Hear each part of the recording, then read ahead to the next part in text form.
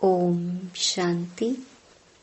4 दिसंबर 2023। बाबा के महावाक्य। मीठे बच्चे, सतगुरु का सहज वशीकरण मंत्र तुम्हें मिला हुआ है कि चुप रहकर माँ मेकम याद करो। यही माया को अधीन करने का महामंत्र है। प्रश्न: शिव बाबा ही सबसे भोला ग्राहक है, कैसे? उत्तर: बाबा कहते, बच्चे, तुम्हारे पास देह सहित जो भी पुराना कचरा है वह मैं लेता हूँ, सो भी तब जब तुम मरने पर हो। तुम्हारे सफेद कपड़े भी मरने की ही निशानी है। तुम अभी बाप पर बलि चढ़ते हो। बाप फिर 21 जन्मों के लिए तुम्हें मालामाल कर देते हैं। भक्ति मार्ग में भी बाप सबकी मनोकामनाएं पूर्ण करते हैं। ज्ञान मार्ग में भी सृष्टि के आदि मध्य अंत का ज्ञान दे त्रिकालदर्शी बनाते हैं। गीत: भोलेनाथ से निराला कोई और नहीं। ओम शांति। बच्चे भोलानाथ के सम्मुख बैठे हुए हैं। व्यापारी लोग कहते हैं, ऐसा कोई मत का मोरा मना कम बुद्धि वाला भोला हो जो 1000-2000 का माल लेकर हमको खूब धन देकर जाए। हे भगवान, हमको ऐसा ग्राहक मिलाओ। अब भोलानाथ बाप आकर बच्चों को आदि मध्य अंत का राज समझाए त्रिकालदर्शी बना रहे हैं। मेरे जैसा ग्राहक तुमको कभी मिल सकता है? तुम उनको अर्पण करते हो, भक्ति मार्ग में बहुत महिमा करते हो। भोलानाथ की महिमा होती है, तुम मात पिता हम बालक तेरे। वह आकर राजयोग सिखलाते हैं, राजाई देते हैं। बाप को कहते हैं, यह जो पुराना कचरा है वह हम आपके ऊपर बलि चढ़ाते हैं। आप हमको 21 जन्मों के लिए माला माल करते हो। सर्राफ होते हैं ना, मट्टा सट्टा करते हैं, कमीशन लेते हैं। यह भी कहते हैं, कचरा जो भी है देह सहित वह सब तुम्हारा लेता हूँ जब तुम मरने पर हो। यहाँ तुम ब्रह्मा कुमारियों के कपड़े भी सफेद हैं, जैसे कि तुम मरे पड़े हो। मरने वाले पर हमेशा सफेद चादर डालते हैं, कोई भी दाग ना हो। इस समय सबको माया का काला दाग लग गया है। इसको ही राहु का ग्रहण कहा जाता है। चंद्रमा पर भी ग्रहण लगने से काला हो जाता है ना, तो यह माया का ग्रहण भी सारे विश्व को काला कर देता है। इसमें तत्व आदि सब आ जाते हैं। बाप बैठ समझाते हैं, यह तुम्हारा राजयोग है। राजयोग से स्वर्ग में राजाई प्राप्त करनी है। तुम राजाओं का राजा बनते हो। नारायणी नशा रहता है। नर से नारायण बनते हैं। लक्ष्मी नारायण का राज्य होता ही है सतयुग में, तो जरूर मुझे अंत में आना पड़े। यह समय है भक्ति मार्ग का। भक्ति मार्ग में दर दर माथा टेकते धक्का खाते रहते हैं। भक्तों का रखवाला है भगवान, भक्ति का फल आकर देते हैं। सब भक्त तो हैं, परंतु सबको एक जैसा फल नहीं मिलता है। कोई को साक्षात्कार होता है, कोई को पुत्र मिलता है अल्पकाल के लिए। किस्म किस्म की मनोकामनाएं पूरी करता हूँ। दुनिया में यह किसको पता नहीं कि भगवान आया हुआ है राजयोग सिखलाने। समझते हैं वह द्वापर में आया तब राजयोग सिखाया होगा, फिर वहां नर से नारायण कैसे बनेंगे। अभी ही बाप तुम्हें राजयोग सिखलाकर राजाओं का राजा बनाते हैं। यहाँ तो तुम्हें सिर्फ चुप रहना है। मन मनाभव यही सतगुरु का सहज वशीकरण मंत्र है। इस मंत्र में बहुत आमदनी है। यह माया को अपने अधीन करने का मंत्र है। माया जीत जगत जीत। भक्ति मार्ग वालों का है मन जीते जगत जीत। इसके लिए वह हठ योग आदि करते हैं, सो भी जगत जीत बनने के लिए नहीं करते हैं। वह तो मुक्ति के लिए करते हैं। बाप आकर कहते हैं, बच्चे देह सहित सर्व धर्मानि परित्यज्य। मैं फलाने धर्म का हूँ, फलाना हूँ, ये सब बातें छोड़ अपने को आत्मा समझ मामेकम याद करो। बस मैं जो मत दे रहा हूँ उस पर चलो। बाकी अब तक जो अनेक मतों पर चलते आए उन सब की मत छोड़नी पड़ी, तो तुम्हारा ज्ञान बिल्कुल नया हो गया। समझते हैं इन्हों की बातें तो नई हैं। तुम बच्चे जब किसी को भी समझाते हो तो पहले उनकी नब्ज देखनी है। सबके सामने एक जैसी बात नहीं करनी है। मनुष्यों की हैं अनेक मतें, तुम्हारी है एक मत, परंतु नंबरवार हैं। जो अच्छा योग में रहते हैं, धारणा करते हैं, वह जरूर अच्छा समझाएंगे। कम धारणा वाले कम समझाएंगे। कोई भी हो उनको एक ही सिंपल बात बताओ, भल गृहस्थ व्यवहार में रहते रहो, परंतु कमल फूल समान। तुमको मालूम है कमल के फूल को बाल बच्चे बहुत होते हैं और मिसाल भी उनका ही दिया जाता है।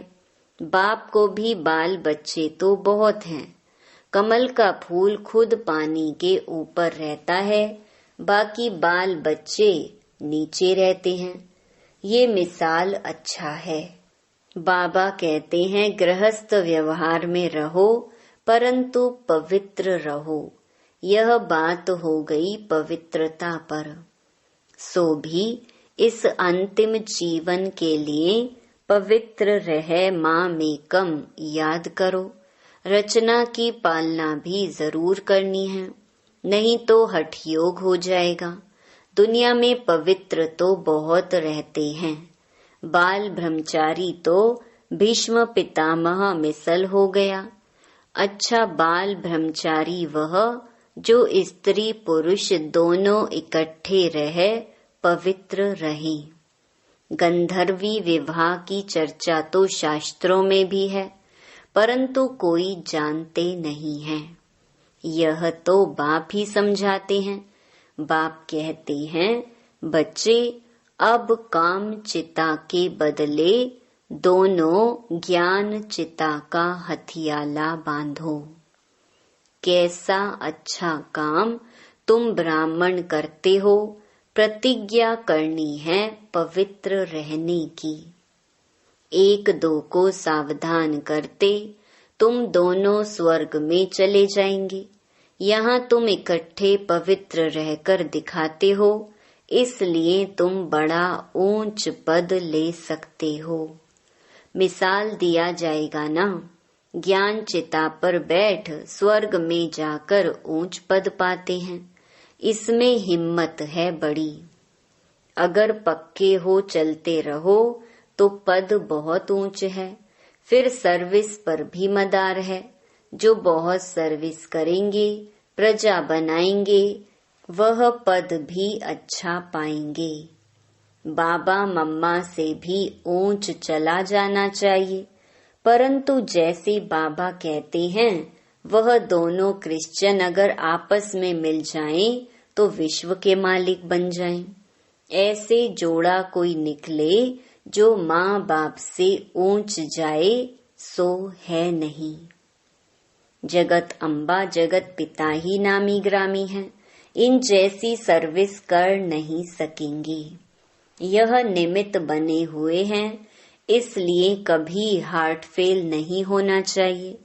अच्छा मम्मा बाबा जैसा नहीं तो सेकंड नंबर तो बन सकते हो।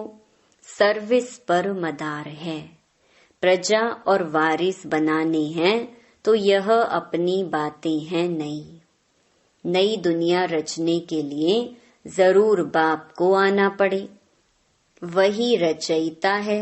वह तो कह देते हैं परमात्मा नाम रूप से न्यारा है, परंतु ऐसा है नहीं। उनका भी कोई दोष नहीं। तकदीर में हो तो समझें। बहुत आते हैं जो समझते भी हैं कि बात तो बरोबर ठीक है। कोई कहे आत्मा का नाम रूप नहीं है, तब आत्मा नाम किसका पड़ा? आत्मा नाम तो है ना। तुम सबको बोलो यह राजयोग है। परम पिता परमात्मा संगम पर आते हैं। राजयोग जरूर संगम युग पर सिखाएंगे, तब तो पतित को पावन बनाएंगे।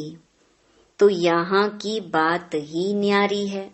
बाप कहते हैं सिर्फ अपने को आत्मा समझो। बाप के पास जाना है, इसमें प्रश्न पूछने की कोई बात ही नहीं। कहते भी हैं कि हमारी आत्मा को ना दुखाओ। यह पाप आत्मा है, पुण्य आत्मा है। आत्मा के लिए कोई कह न सके कि उनका कोई रूप नहीं होता है। विवेकानंद जब राम कृष्ण के सामने बैठा तो उनको साक्षात्कार हुआ। देखा कि लाइट आई जो मेरे में प्रवेश हुई। ऐसे कुछ बात बताते हैं। तुम बोलो हमारा है राजयोग। इसमें देह सहित देह के सभी मित्र संबंधियों आदि को भूलना पड़ता है। हम आत्मा उनके बच्चे हैं। आपस में ब्रदरहुड हैं। अगर सभी फादर हो जाते तो फिर फादर ही फादर को प्रार्थना करते। अभी हम राजयोग सीख रहे हैं। यह है राजाओं का राजा बनने का योग। अभी तो राजाई है नहीं, तो समझाना है। हम शांति में रहकर सिर्फ शिव बाबा को याद करते हैं। अपने को शरीर से न्यारा समझते हैं। आत्मा कहती है मैं एक शरीर छोड़ दूसरा लेती हूँ। तो नॉलेज का संस्कार आत्मा में रहता है ना। अच्छा व बुरा संस्कार आत्मा में है। आत्मा निर्लेप नहीं है, यह समझाना है। आत्मा पुनर्जन्म में आती है। घड़ी घड़ी ऑर्गन्स लेना पड़ता है। आत्मा स्टार है, भ्रकुटी के बीच रहती है। आत्मा का साक्षात्कार हुआ तो उसने समझा इनमें इतनी ताकत है जो मुझे आत्मा का साक्षात्कार कराया। अब आत्मा तो भ्रकुटी के बीच में रहती है। साक्षात्कार किया ना किया फर्क क्या रहा। आत्मा खुद कहती है मैं स्टार हूँ, मेरे में 84 जन्मों का पार्ट है। अगर 84 लाख जन्म हो तो इतने संस्कार हो जो पता नहीं क्या हो जाए। 84 जन्म मान सकते हैं, 84 लाख तो मान न सकी। अभी हम पावन बन रहे हैं। बाबा ने हमें नर से नारायण बनने के लिए पवित्र बनाया है। यह बहुत अच्छा नशा चाहिए। तुम्हें कोई से भी डिबेट करने की दरकार नहीं। देह सहित देह के सब धर्म त्याग, अपने को आत्मा अशरीरी समझना है। भल हमने शास्त्र आदि पढ़े हैं, परंतु डिस्कस क्यों करें, जबकि बाप ने कहा है मामेकम याद करो, और दूसरा फरमान है गृहस्थ व्यवहार में कमल फूल समान पवित्र रहो। योग अग्नि से ही पाप नाश होंगे, भगवानोवाच है। भगवान भी परमात्मा है, उनको भी स्टार कहेंगे। बहुत पॉइंट्स हैं, एक समय नहीं निकल सकती। आसामी देख युक्ति से उठाना है। बोलो हम भी शास्त्र पढ़ते हैं, परंतु बाप का फरमान है कि सभी को भूल माँ में कम याद करो। वह है निराकार। आत्मा को तो सब मानेंगे, विवेकानंद वाले भी मानेंगे। आत्मा तो सभी में है, जरूर उनका बाप होगा ना, जिसको परम पिता परमात्मा कहा जाता है। ये सब पॉइंट्स है ना।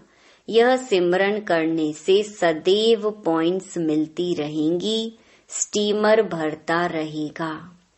यह भी जैसे अविनाशी ज्ञान रत्नों का वक्खर सामग्री भरता है। पॉइंट्स नोट कर रिवाइज करो। यह है रतन, इनको धारण करने और लिखने का शौक चाहिए। अच्छी तरह से सबको समझाना है। आत्मा तो सभी में है, उनका नाम रूप नहीं है, ऐसे तो नहीं कह सकेंगे। आत्मा का रूप है तो परमात्मा का क्यों नहीं है। उनको कहा ही जाता है परम पिता परमात्मा, परम धाम में रहने वाला। कितना बच्चों को समझाया जाता है, तो अब सर्विस करके दिखाओ। बाबा तो सर्विस पर इनाम देते हैं। कितना श्रृंगार कराते हैं ज्ञान रत्नों का। हम यहाँ के पदमपति नहीं बनना चाहते हैं, हमको तो चाहिए विश्व की बादशाही। अच्छा, मीठे मीठे सिकिलधे बच्चों प्रति माता पिता बाप दादा का याद प्यार और गुड मॉर्निंग। रूहानी बाप की रूहानी बच्चों को नमस्ते। धारणा के लिए मुख्य सार। पहला, ज्ञान रतन जो मिलते हैं उन पर विचार सागर मंथन कर स्वयं में धारण करना है। ज्ञान रत्नों से सदा भरपूर रहना है। दूसरा, अपने नारायणी नशे में रहना है। वाहियात बातें किसी से भी नहीं करनी है। अशरीरी बनने का अभ्यास करना है। वरदान, दुआ और दवा द्वारा तन मन की बीमारी से मुक्त रहने वाले सदा संतुष्ट आत्मा भव। कभी शरीर बीमार भी हो तो शरीर की बीमारी से मन डिस्टर्ब ना हो। सदैव खुशी में नाचते रहो तो शरीर भी ठीक हो जाएगा।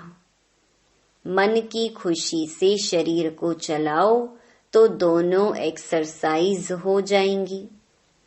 खुशी है दुआ और एक्सरसाइज है दवाई। तो दुआ और दवा दोनों से तन मन की बीमारी से मुक्त हो जाएंगे। खुशी से दर्द भी भूल जाएगा।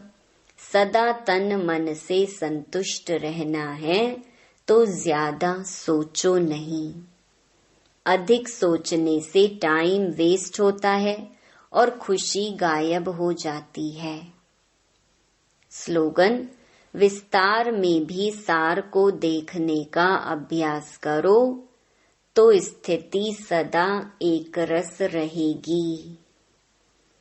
मातेश्वरी जी के मधुर महावाक्य। परमात्मा की सद्गति करने की गत मत परमात्मा ही जानता है। तुम्हारी गतमत तुम ही जानो।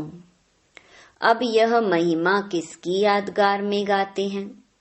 क्योंकि परमात्मा की सद्गति करने की जो मत है वो तो परमात्मा ही जानता है, मनुष्य नहीं जान सकता। मनुष्य की सिर्फ यह इच्छा रहती है कि हमको सदा के लिए सुख चाहिए, मगर वो सुख कैसे मिले? जब तक मनुष्य अपने 5 विकारों को भस्म कर कर्म अकर्म नहीं बनाए, तब तक वो सुख मिल नहीं सकता। क्योंकि कर्म अकर्म विकर्म की गति बहुत गहन है, जिसको सिवाय परमात्मा के और कोई मनुष्य आत्मा उसकी गति को नहीं जान सकता। अब जब तक परमात्मा ने वो गति नहीं सुनाई है, तब तक मनुष्यों को जीवन मुक्ति प्राप्त नहीं हो सकती। इसलिए मनुष्य कहते हैं, तेरी गतमत तुम ही जानो। इनकी सद्गति करने की मत वो परमात्मा के पास है। कैसे कर्मों को अकर्म बनाना है, यह शिक्षा देना परमात्मा का काम है। बाकी मनुष्यों को तो यह ज्ञान नहीं, जिस कारण वो उल्टा कार्य करते रहते हैं। अब मनुष्य का पहला फर्ज है अपने कर्मों को सुधारना, तब ही मनुष्य जीवन का पूरा लाभ उठा सकेंगे। अच्छा, ओम शांति।